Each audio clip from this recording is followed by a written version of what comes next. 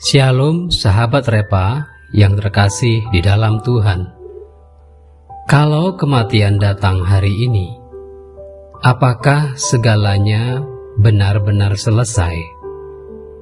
Banyak orang hidup dalam ketakutan akan akhir. Tetapi Yesus mengajarkan sesuatu yang luar biasa, bahwa hidup ini tidak berakhir di kubur. Orang Saduki datang menjebak Yesus dengan pertanyaan aneh tentang pernikahan setelah mati. Tapi Yesus menjawab dengan kuasa surgawi, mereka tidak kawin dan tidak dikawinkan, sebab mereka sama seperti malaikat. Wow, Yesus sedang membuka tabir kehidupan kekal. Kehidupan yang tidak dibatasi usia, waktu, atau kematian. Kisah ini mengajarkan kita 3 hal. Yang pertama, Allah adalah Allah orang hidup. Yesus berkata, Ia bukan Allah orang mati, tetapi Allah orang hidup. Artinya, Allah tidak pernah berhenti bekerja, bahkan setelah kematian. Kebangkitan bukan mitos, tapi karya Allah yang hidup. Surat Roma 8 ayat 11 berkata, Roh yang membangkitkan Yesus akan menghidupkan juga tubuhmu.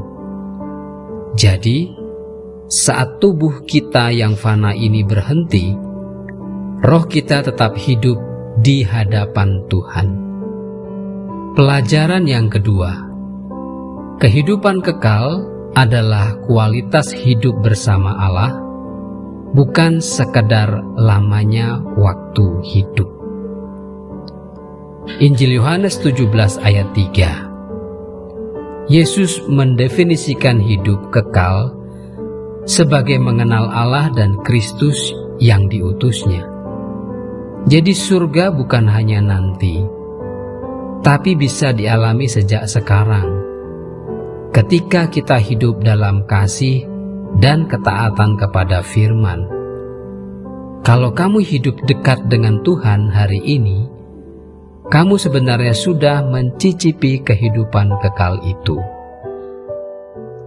Pelajaran yang ketiga, iman kepada kebangkitan menumbuhkan pengharapan dan kekudusan. Surat 1 Korintus 15 ayat 58. Paulus berkata, kerja kerasmu dalam Tuhan tidak sia-sia. Orang yang percaya kebangkitan akan hidup dengan pengharapan dan kekudusan.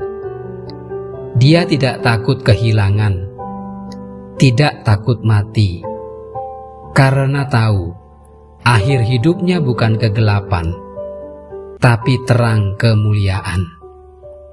Setiap pelayanan, setiap kasih dan pengorbanan yang kita tabur, semuanya akan menuai hasil kekal di hadapan Tuhan. Sahabat, hidup ini bukan titik, tetapi koma. Kematian bukan akhir, tapi pintu menuju kehidupan kekal bersama Bapa.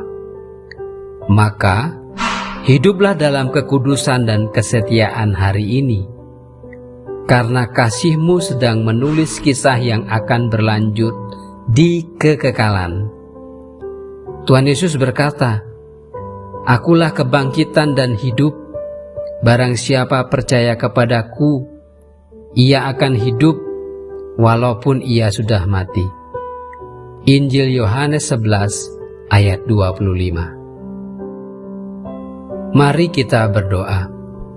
Tuhan, terima kasih karena Engkau Allah orang hidup. Ajar kami memandang hidup bukan dengan ketakutan, tapi dengan iman. Bentuk kami agar setia sampai akhir, dan hidup kudus di hadapan-Mu.